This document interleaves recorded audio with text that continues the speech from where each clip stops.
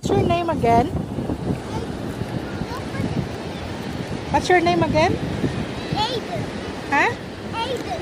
Aidan? Yeah. Oh, it's like Adan? Aidan?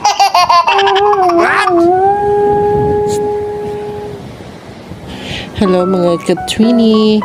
Yun nga si Aidan daw siya. Aidan, bahala na dyan. Tapos kasama namin siya kanina nag-swimming. Kusa siyang lumapit sa amin. Habang nag-swimming pa kami ni Conan. Kasi si Callum kanina nakaalis na. Mata ni Carlo.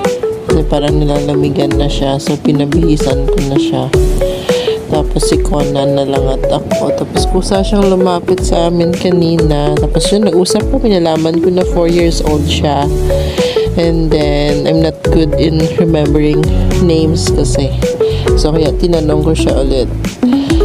And then, ano yun siya? So, yung parents niya pala, guys, ayan, tatay niya Lebanese, mama niya Filipino.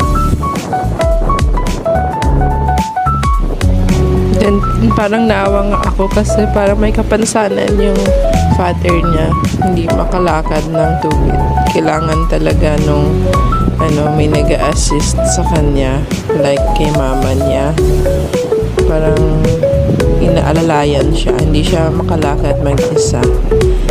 Pero baka may saklay din siya. Hindi naman siya polio. Ewan ko kung